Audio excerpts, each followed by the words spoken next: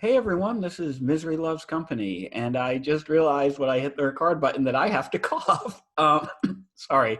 Um, so this is Misery Loves Company. It's a weekly social reading series hosted by miserytourism.com.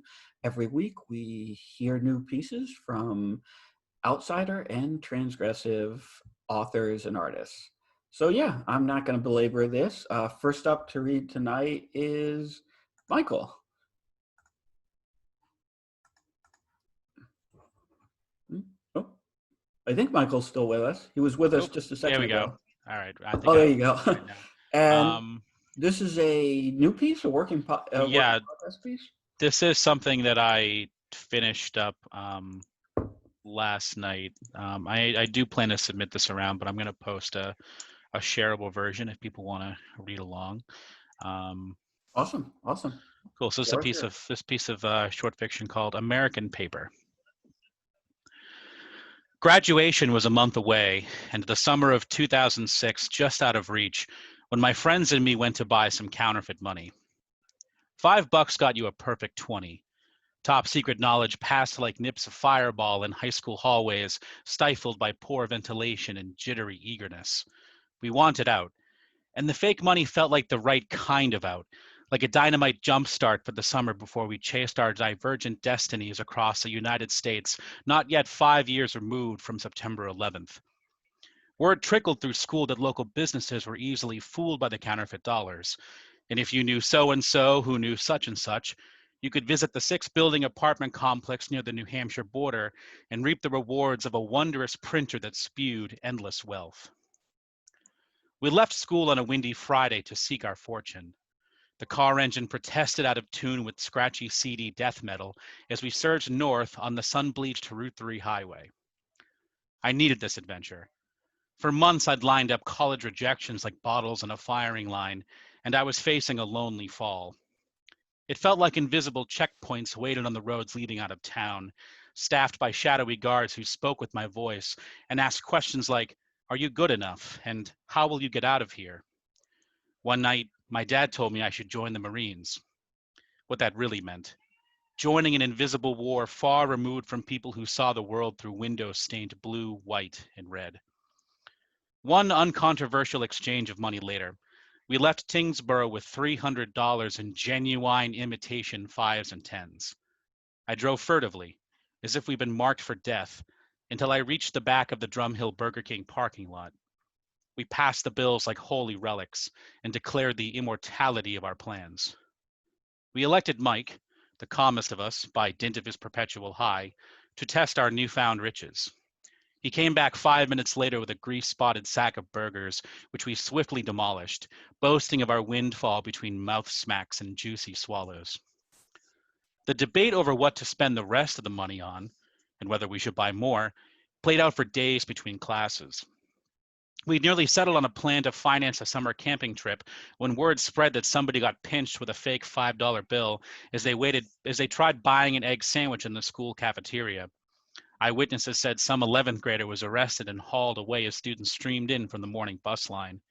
Secret Service, FBI, powerful forces we knew from action movies now loomed in our minds like invaders in the distance. I don't remember who suggested buying fireworks. Great idea, in theory, swiftly purchased across state lines, any evidence annihilated in an orgy of combustive glory. Mike wasn't 18 yet, so Nathan and I drove to Londonderry without him. We wandered that town's well-stocked fireworks warehouse, breathed in the odor of gunpowder, and marveled at names like Yankee Suicide and the mother of all bombs. We settled on a clutch of Roman candles and a bag of silver salutes. At the register, the woman creased the bills with her thumbs, her eyes like melting black wax. At last, she placed them in the drawer. We didn't even wait for the receipt. How liberated we felt, free of the counterfeit cash. Now we had something real. That night, we carried the fireworks under cover of darkness to the power lines that cut through the north end of town. A trail slalomed through rocks and thorn bushes beneath the humming cables. We stopped at a wide circle of sand at the center of which we found torched wood and the blackened remains of other fireworks. We started with the candles, orbs of emerald and ruby sizzling through the air. Nathan sent one bounding toward Mike and struck him in the leg. He cried out and threw himself on the sand. Just testing the ordnance, Nathan declared. Test my dick. We turned to the bag of silver salutes. I carved a hole a foot deep with the heel of my shoe and set one of the 3-inch long firecrackers at its center. The small wick sparkled and oozed green smoke when I lit it, turned, and ran. The pressure in the air twitched, and the bang, close and calamitous, fled the scene, echoed beyond trees and the power lines. Quiet rushed back in. Fuck yeah, cried Mike. He was one of the youngest in our graduating year, Emerson College bound, mischievous stoned eyes glistening beneath a mop of curly black. Okay, let me try one. I passed him the bag and the lighter. Watch this, he said, as he took one of the silver salutes and held it between his thumb and forefinger. He lit the wick and wound back his arm to throw it, but the firecracker exploded in his hand. It was instantaneous. A red-orange burst, a cord of shredded flesh. Mike howled like a wounded cat and curled up on the ground. Nathan took out his own lighter so we could see the damage. Mike's hand was unrecognizable, a tangled maw of bone, vein, muscle, mangled as easy as wet paper, like a gateway to hell torn open at the wrist. Please, please, please, he whimpered. Nathan and I each slung one of Mike's arms around our necks and made for the power lines exit, where our car sat just beside a rusted gate. Mike's wound flowed freely. I felt his blood's warmth as it stained my shirt. I wept, afraid Mike would die, that we had killed him. As we neared the road, a spotlight opened its eyes, white blind, illuminating everything about us. There was nothing and nowhere we could hide. And that's it. Oh wow, that was phenomenal. I can't think of any like better metaphor for like your mediocre teenage years than illegal fireworks purchased with counterfeit money, right? Yeah, it was fantastic. As someone who lived in Manchester, New Hampshire for 7-8 years, I really Oh, no shit. Okay. yeah, no, I got all the atmosphere. And as soon as you said like traveling across state lines to buy fireworks, I immediately knew what you meant, right? I didn't need to know which state it was that you would be traveling to. In Tingsboro and Londonderry, like immediately I recognized all those names. So yeah, I grew up in a town called Chelmsford, Mass, which is right next to Lowell. So like yeah, really yeah. close. So yeah, I've been into Manchester a bunch of times. Manchester Firing Line, great place. I Manch actually, Vegas. yeah, Manch Vegas. They've really cleaned up that place in recent years. I mean, it was an absolute dump back then, but Oh, I was it's just, I was last in Manchester like 5 or 6 years ago in mm. the center of Manchester. It's kind of getting nice. It had a moment. It had a moment of revitalization. I was there from like 2012 to 2019, Oh, okay, it's pretty recent. and when I moved there in 2012, they were in the midst of like renovating and reopening some of those like old mill buildings, and they were in the Mm. midst of like an urban renewal project. But then the opioid epidemic hit, and the city. Mm. The last few years I was there, it was like fucking ghastly. It was very sad. But yeah, no, that was a great piece. That was an Thank awesome you. piece. Thank you, Michael. Um, should I be Mike? Right? You prefer Mike? I don't. I go by Mike. Michael for the Oh, most Michael. part, but yeah, but Okay. either way, most Okay. people call me by my last name, so whatever Okay. works. Well, thank you, Mike or Michael. Immediately. Thank you, Michael. I really appreciate it. It's another great piece. Next up, Josh. Josh, are you Yeah. still with So us? I'm listening to Josh's poem right now. I thought I was supposed to do that. I think she's that's my friend, Sarah Trick, but she's not muted. I think she's Sorry. Oops. No, it's okay. I was explaining to my attendant what I was doing. That's fine. Well, thanks for coming by. So I guess just the usual Oh, disclaimer. Josh, just very quickly, do you know that your video's not on? Yeah. Okay, that's fine. I just wanted to make sure you know. I mean, I've just video has also gotten me in trouble in the past, so just Just trying to keep it low key, and I was going to say also then a bit of a disclaimer, as usual, but because in the past some people have tried to use material against me, that this is all just consider it fiction. I don't even know what references there are to what problematic things in what I'm going to read, but in case there are, it's fiction. These poems were just published today, right? Yeah, on Backcountry From Press. there. So the first three, and I'm going to read three that I just sent out to a journal that actually pays. So we'll see if I can finally, because I got into poetry for the money. So the hope there is that. So yeah, the first one from the collection today, batteries. My Tupperware container of used batteries is a constant source of anxiety. I've been putting batteries in it because they aren't supposed to go in the garbage, but the container is almost full now. I think they can be dropped off at City Hall or a school, some sort of institution, an institution where they have the solutions to these kinds of problems. Unfortunately, I haven't been to any institutions lately. I serve no institutional purpose. I have no institutional knowledge. When the time comes, I'll probably just dump the batteries in the garbage, or maybe recycle them. Yeah, putting batteries in the blue recycling bin almost seems eco-conscious. But if the batteries don't belong in either the garbage can or the recycling bin, is one choice better than the other? Is one decision less destructive? There's something to be learned here of intent. I guess I could try the composter, try composting the batteries for 1,000,000 years. Maybe Greenpeace would laud my dedication. An NGO committed to keeping batteries out of landfills would be founded in my name. Let's be real though, when I inevitably throw the batteries in the trash, they will meet their landfill fate. They will marinate in the soil, their acid will mix with earth. But until then, I'll feel good just having them right here in the Tupperware container on my table. It's like I'm saving the world a little. And then dendrology, which I only recently learned is the study of trees. Well, I learned that when I was naming it. Have you heard about the great bristlecone pine? It's the oldest living thing. It can grow to be like 5,000 years old. That's what it felt like when I met her, like something 5,000 years old was suddenly alive. And then the last one was, I said, describe his apartment for me. I was a detective of depressing facts, and you were a criminal of nothing. You told me you'd hooked up with him, and I thought you were joking. I said, describe his apartment for me then. And you said, he has these shitty leather couches. And that's when I knew you were telling the truth. And then I'll go into the unpublished stuff now that I just sent out that hopefully does become published.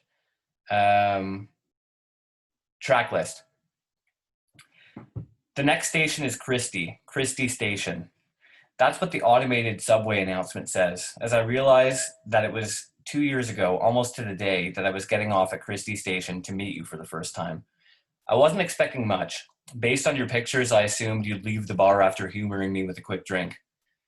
Instead, I went home with you, and back at your place, you tackled me to the floor and started making out with me after New Orders 586 came on the stereo. I always recalled that moment incorrectly. I always remembered the song as Gaz Nevada's I See Love Affair. But you corrected me in one of our final correspondences. And so 2 years later, I'm pulling out of Christie Station, and I really wish I had brought my headphones with me. And manicure. I've kept drinking and stopped cutting my fingernails. I can rip into things real nice right now. This bag of pierogies hasn't got a fucking chance against these talons of indifference and despair. I exercise my strength in this way daily, dominating condiments and meals alike, wishing everything else would fall into place like so. And the last one is, who's gonna heckle us if we get married? One of the first things you told me was about how you were in Guildwood Park one time with some friends. You told me about it when we went there on our second date on January 12th, 2019. I want to set the scene right away. Wikipedia describes the park as a beautiful sculptural garden located along the Scarborough Bluffs. These kinds of places exist everywhere in some form, so I'll leave it at that. I'm more interested in what happened that one time we went to Guildwood Park. Some people were getting married there. They were getting married in a public space. Was the distillery district already booked? These things happen, you know. You have your dream wedding planned at a popular tourist destination, and then you end up in a suburban Scarborough Park. Shit. You mimicked the bride's vows in your most bridely voice, and man, you made connubial vows sound so dumb. But sound carries, the sky is big out there by the lake. So she heard, and a friend had to tell you to stop. You hadn't realized that you might be overheard. Really, I don't think you considered the possibility. Suddenly, they were all looking at you, the wedding people, the bridesmaids, the ring bearer, the groom, especially the groom. And that's when you made your exit. You walked away as they stared. Then you stepped into a smart car. That's the best part. And yes, thus concludes my professional reading. I love the batteries poem. Like that, just a great moral poem, right? Like about the futility of like all of our, of many of our moral pretensions. Like you build, I love how like you build it up and build it up to the point where like some NGO is going to honor you, and but you come to the realization, right, that inevitably you're just going to throw out the fucking batteries, and it's going to be the same as it would have been anyway. And it's just really like, I think I've said this before, but your poems do a really great job of like deflating poetic pretensions. And I think that's like, that one I think is one of my new favorites of yours. Wow, thanks a lot. Yeah, I mean, it was a long time coming. And it's kind of cool if you do, if anybody does click the link. Like my friend Julianne is an illustrator, kind of, and I got her to do illustrations for a number of my poems like 3 years ago when I first wrote this. And it's been edited since. And it felt kind of like after I asked her, it felt kind of bad because like I didn't pay her and she kind of just did it and it was sitting there for years. And then when it got published this year, it was like, yeah, you see, it was maybe kind of worth it. Probably not because she'd probably still rather be paid, but yeah. Yeah, that's a great illustration. It really is. And thanks for the comment about dendrology someone made in the chat because I kind of feel it's almost like I was worried it was a bit hokey, but I guess it wasn't, which is good. No, I really enjoyed that one as well. Yeah, the yeah, thank you, Josh. Thank you so much. And oh, I've got people coming in. Sorry, I'm just kind of managing the chat in one hand and the letting people in the other. But Ryan, you're up next. Cool. Okay. I can put So the link in the chat. yeah, I posted the link there, so I preemptively did it. Anyway, okay, so this is called Hallow, and it was put out in the Lorelei Signal. Ryan, if you could maybe move the A bit mic. closer. Yeah, that's perfect. Probably Okay. about as close as you can get. This is as good as it gets. I'm sorry. No, that's way better. Thank you. Okay. So this is called Hallow, and it was put out in the Lorelei Signal. Awesome. Does the ice moon dream? Emily only sees it once a year because it's only visible in Frigga's sky once a year. Only from the observatory, access to which is supervised. Every year she walks to her space tech locked bedroom from class and keys in the number code. The code is the year of her birth reversed, and she's always coming from rote memory retention class, because that's always the last class before the ice moon is visible. She sets her alarm and sleeps for an hour. That's the only way to be sure. Some of her peers really want to see the moon too, but they don't chance the effect of sleep deprivation on their grades. So they sleep for 2 hours, or 3, and they settle for short sessions under low-powered quantum televiewers. If you can even call them quantum televiewers when they're that weak. She's heard they don't even see half the probabilities of the ice moon's potential flux. But Emily doesn't care about class, even if that means they will space her soon for not being a good enough information conduit. She cares about seeing the ice moon, and maybe if they space her, they'll space her near it, and she will feel better being close to it. So she only sleeps an hour, and in the fog of her sleepiness, the ice moon's possibilities are more beautiful. Once a year, under the high-powered televiewer, she's well behaved, so they oh, I must have fucked that sentence up. She's well behaved, so they'll let her stay as long as she wants. She thinks the subroutines running the observatory are somehow separate from the main Overmind AI. They must be, because the Overmind hates her, but the Overmind drones are all friendly. They shepherd her in and out, focused, so unlike her and her peers, their attention going in all directions if the Overmind doesn't corral them. They move things around in efficient buzzing motions, but while she's under the televiewer, some drones surround her, protect her from other drones so one to move her away, and warm their energy auras to keep her comfy while she gazes at the moon. But she has to get there early, or else they just let the other kids through. As long as she tries hard, she gets to feel special. Not like class, where if you try hard, you end up being the best at being the same. And each time she forgets her question, the ice moon doesn't seem real anymore. It's a ghost, and all she knows is that she has to see it again. It's the bones of an idea in her mind. When the drones are buzzing around her, taking her to the televiewer, to her space there, her brain clouds over with drizzles of happiness, and it swells knowing she'll see it soon. And when she sees it, the question burns fast and fierce, like flame over the bone, and she starts to wonder again. Does the ice moon dream? Does it see her when she looks? What do you need to exist when she sees and doesn't feel alive, and the drones are happier than she is? And she sees all the possibilities of it. Sees asteroids skimming the surface, breaking off in vapor trails of scarlet, indigo, and wintergreen.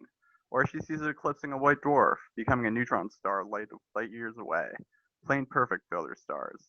Or hanging in space alone, shaping itself new over time, freezing new spires and thawing new craters. And after she looks long enough, the televiewer dims to tell her time is almost up. The possibilities start to flow back to concrete reality. After enough time, it's impossible for the televiewer to show you reality other than the one your flesh is rooted in. The visual field starts to pierce the ice moon shell, for now most of it is hollow. Then she sees the miners. The ice moon is being mined, the televiewer remembers, and reminds her, for precious quarium for the quarium gods that live both back on Earth and all around them. The miners are scraping it out. Tears fill her eyes, and she has to pull away, and the drones nudge her, and she follows them out of the observatory.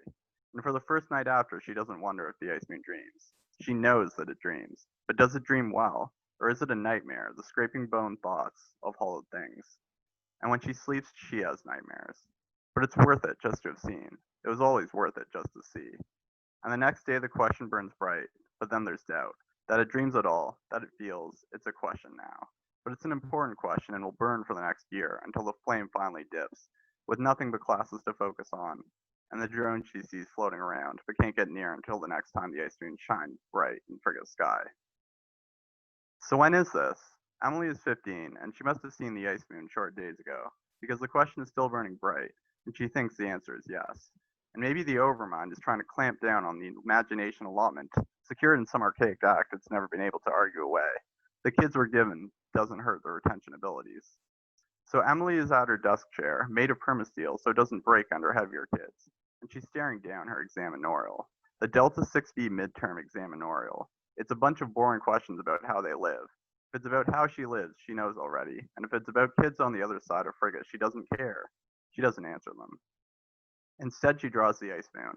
She draws it with its craters and spikes. Not perfect, but that's okay because they change anyway in the quantum flux. When she's finished, she looks at it while her pencil lightly floats over the test.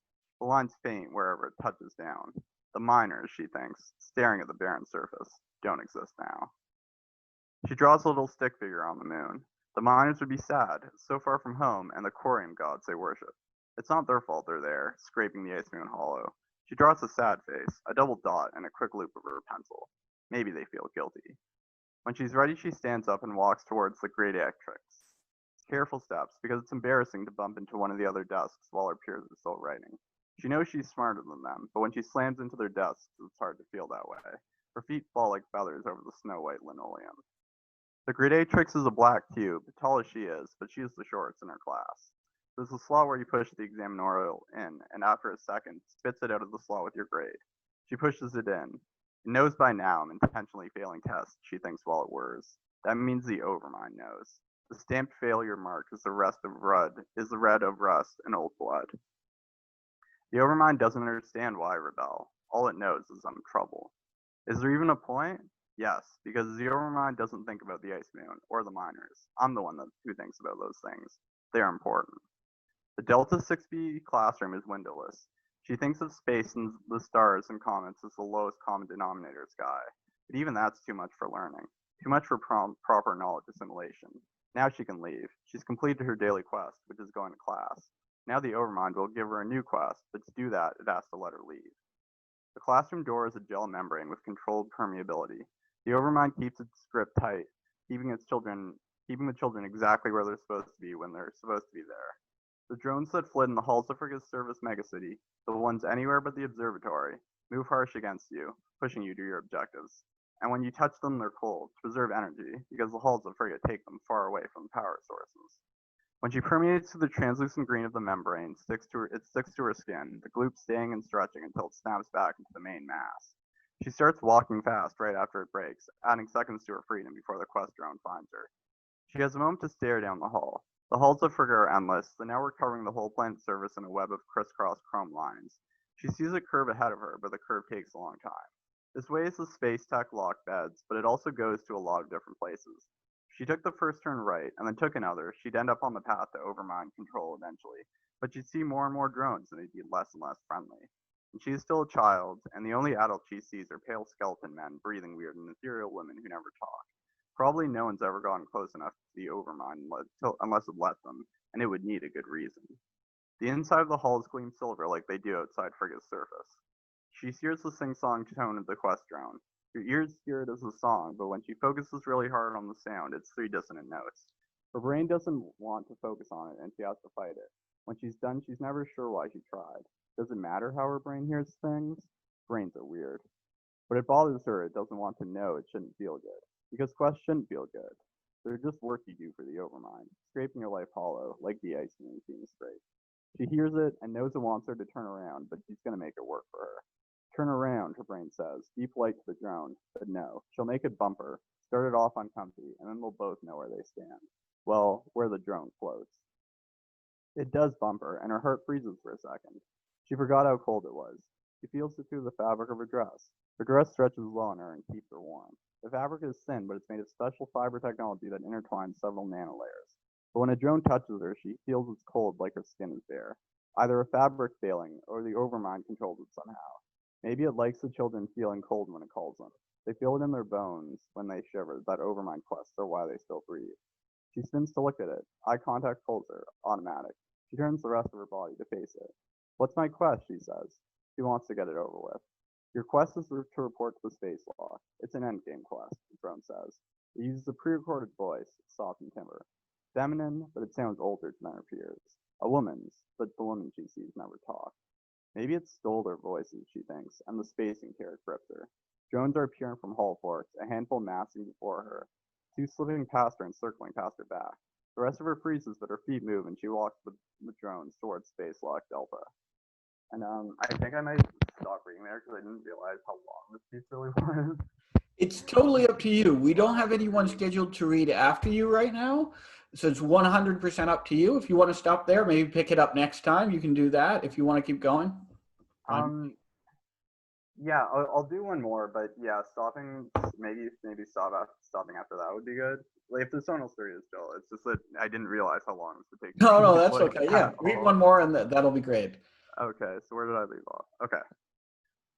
It's a long walk, and slow, the drone's at half charge, so far out and conserving energy. The silver of the inner hallways is their constant, but she knows that soon it will go away, and there will only be the space locks, and then emptiness. There are 7 drones buzzing around her. After enough bumps, they determine 4 as the optimal number to keep behind her, so 2 of them combined can nudge her at any angle. She turns everything over and over in herself, but she knows deep down she's finished. Once the Overmind chooses something, it doesn't unchoose.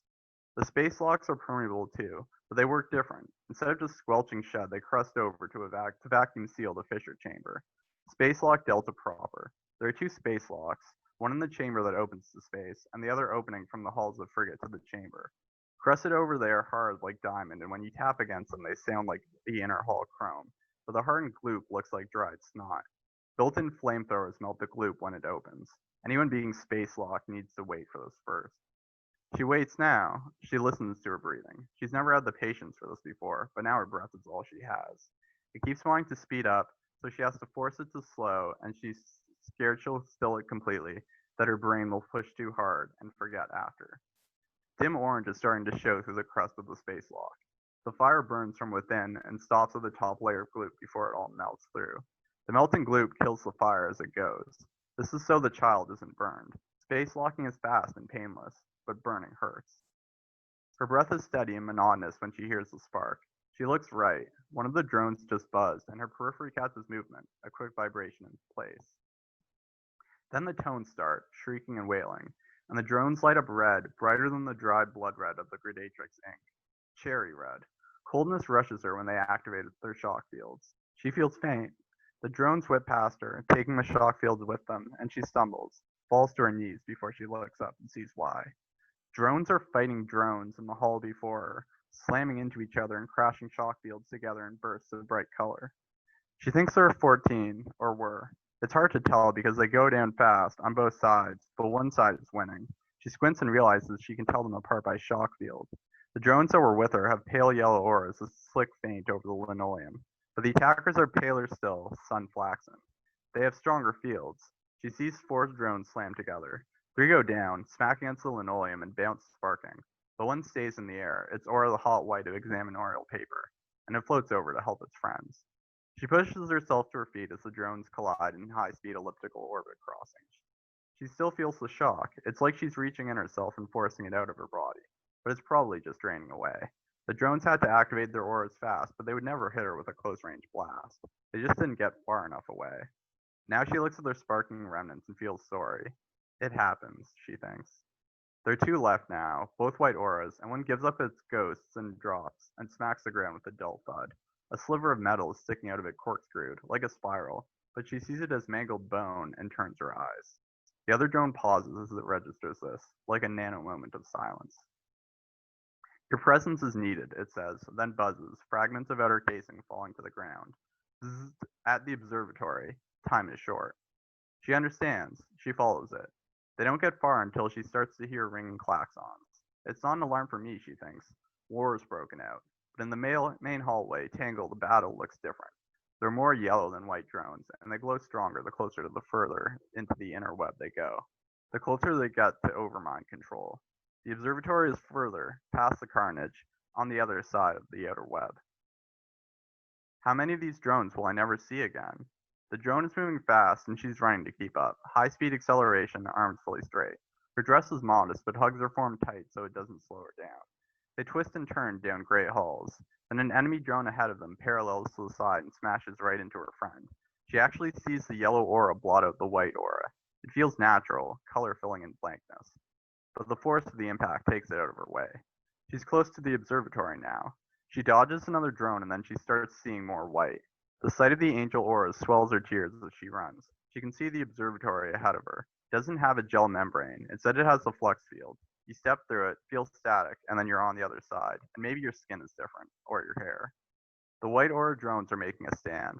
No matter how many times they get smashed, they float back up. The observatory is feeding them extra power as guardians of its threshold. She launches herself at the flux door. A white drone is in her way, and reflexively she grabs it out of the air and clutches it close as her body tumbles. When she passes through the flux door, it leaps against her arms and smushes into her midriff. Then she's falling beyond the field, trying to cradle it with her body. Her outer hip and left ribs hit the ground first, the rest of her body flopping after. For a second, she feels like classroom membrane gloop, squishing and bubbling on the floor, her body arching over the drone and plopping down after she pushes it to the side. Careful, like a shelled egg. Then silence. She got so used to the sound of drones smashing into each other that silence hurts. They must still be fighting. Drones are still dying. She's just not hearing it, and if she was taken from it, it must be bad. It must be getting worse. She rolls onto her back and pushes herself up with her elbows. The flux portal is gone. Instead, there's just the indigo blue of the observatory wall and the shadow lump of her silhouette. She stands up and casts her like a paper doll, two-dimensional. She checks her hands to see that she's still real and looks up, passing her hands over her eyes so she can see her shadow through the fingers. To make sure that if she is real, she's in the observatory and the flux portal to the halls of Frigga have closed. She only turns back to the fallen drone when she's sure of both things. She has to still be real to help it.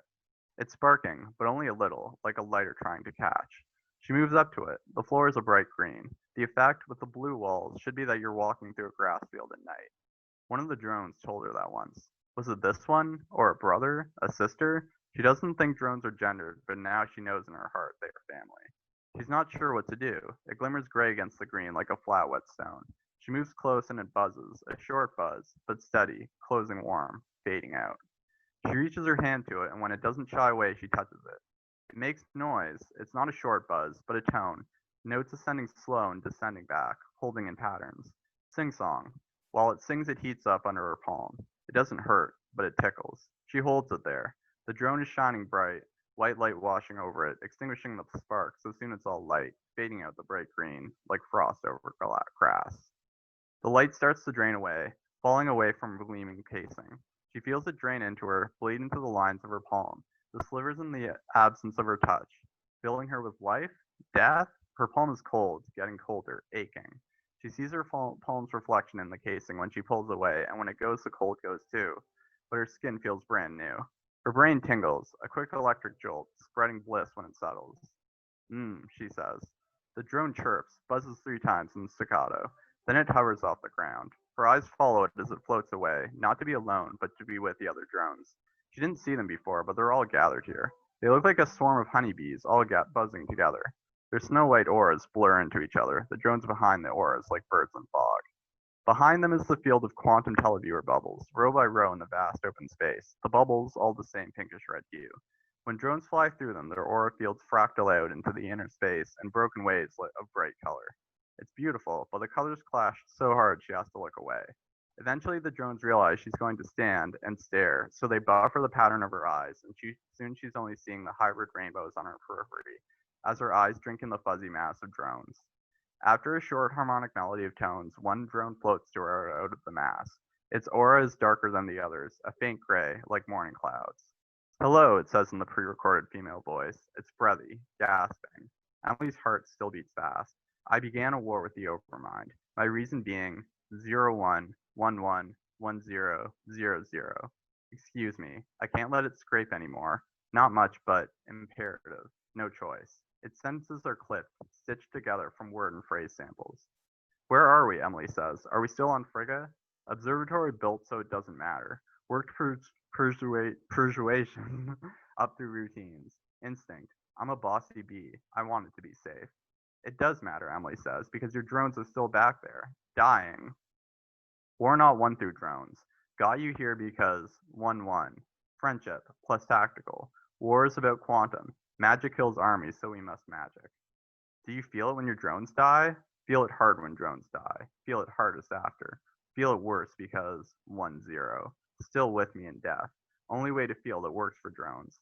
Never alone. Shell doesn't matter. I have a soul. To say I have a soul, and only souls matter.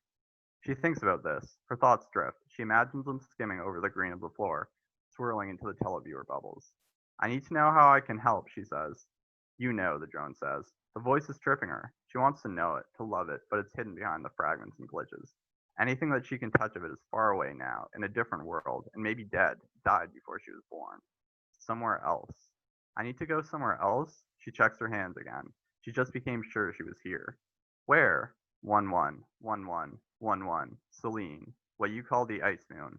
But not ice. Just freezing. 0-0, 0-0, 0-0. Freeze. Freeze? Just freeze. The freeze, and then go home. You've never been home. And I think that's all that I'm gonna read. I think I've said this before, but I love your world building.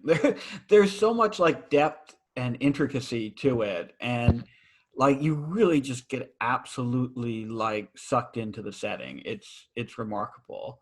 It really is. It's so many great little details. Also, like some of your turns of phrase, like nano moment of silence for the bots, like just little things like that are just fantastic and really add to like the sense of this universe, you know, that you've created.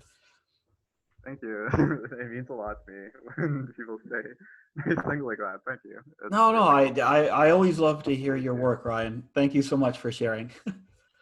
Yeah, I really like the, I guess the quest, like phrases and imagery there, like the way the drones kind of nudge her towards, you know, her purpose basically, and with it feels almost like MMO type terminology, like quick quest or like but it's mixed with that educational thing, and I love that. Like William had mentioned up there, the Great Atrix. I love that phrase. That's such a good thing.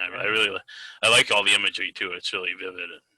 I was telling Jane that this is like my favorite thing that I've ever written because like it was finished. I don't think I read any of the acid parts, but I actually did finish this while it was on acid, and it still got published. So Nice, I'm yeah. pretty jazzed about that. Anyway, thank you so much. Thank you.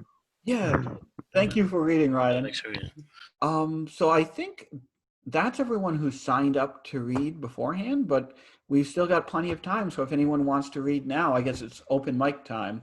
I think I saw that Hestia wanted to read, I Oh, believe. Hestia, sure. Are you with us, Hestia? Yeah, can you hear me? Yeah, loud and Yeah. clear. All right, cool. So if anyone would like to read after Hestia, just put it in the chat, and we'll be watching it, and we'll we'll move through the queue then. Sorry about that, Hestia. It's No, you're all good. Let me just grab the link real quick. Mhm. I was just wanted to read what I got published in Expat today. Oh, sweet. Sweet. Let me I think I lagged out there for a minute. Can you hear me again? Yep, I can hear you clearly, and I got the link, so All right, I'll cool. tweet it out. So this is titled "Blinded, I Lead You to Beauty." I'll just start reading now. In heaven, we become children nestled into towers of ureteral discharge, brows crowned in sandblasted copper coils, eyes split into thirds, 333, hair fizzles into incense and dust. We are moved across gradients of light and dark by the bloodied hands of the angel of death. When we cry, it's from joy. We are skinned like a deer. Our flesh is no longer needed. Heaven's discarded waste. The eyes of angels are filled with endless salt flats. Their halos are made from rotten viscera. One's body is torn away until all that's left is our ashy residue in God's mortar bowl.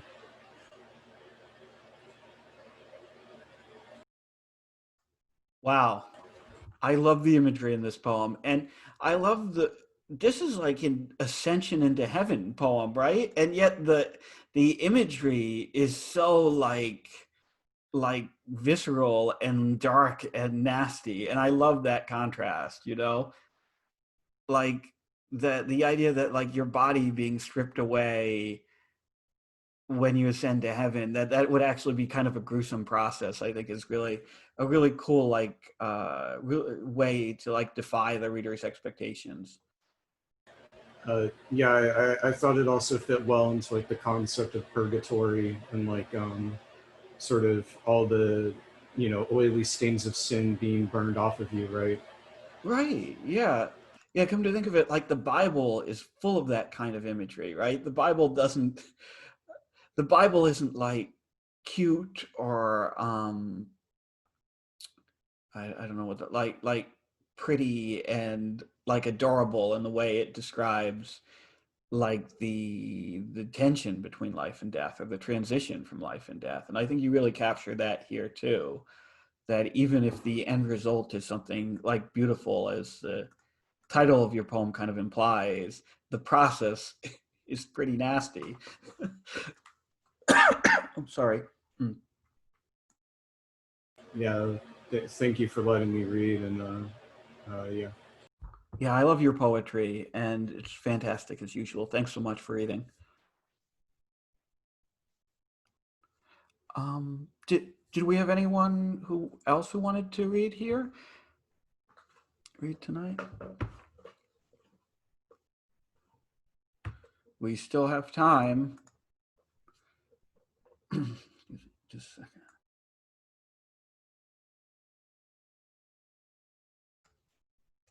No one?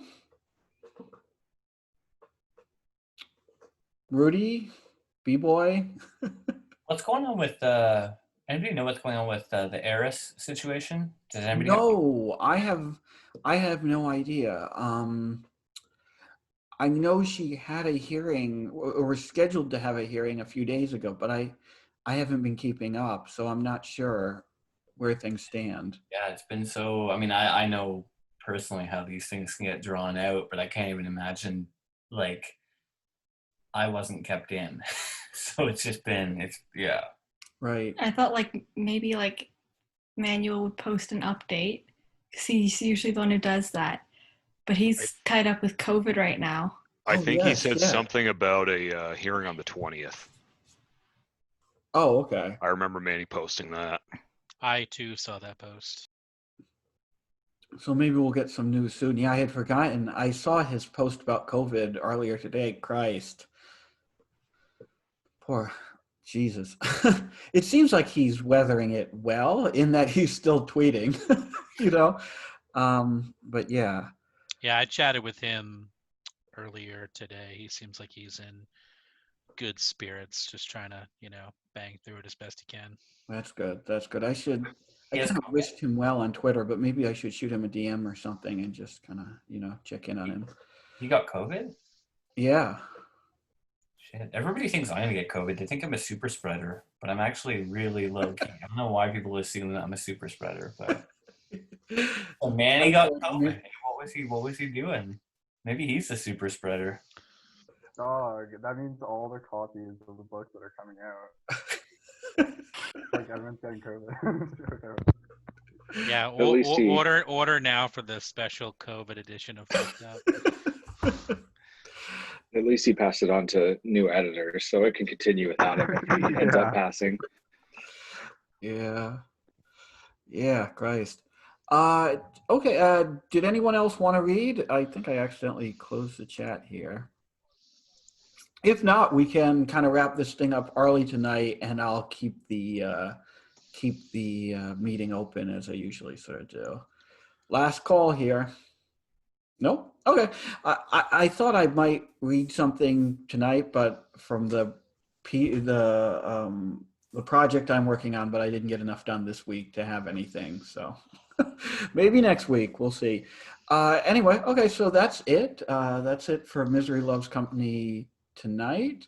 If you're watching this on YouTube after the fact, we do this every Friday night, 8 p.m. Eastern Time, 5 p.m. Pacific. Maybe you should drop by and read some of your own shit, or just drop by and lurk. If you follow us at Misery Tourism on Twitter, you'll see when we tweet out the link. Okay, that's it. Hope everyone has a good week. Thank you to everyone who read. Thank you, Ryan. Thank you, Michael. Thank you, Josh. Thank you, Hestia. Okay, well, have a good one. See you later.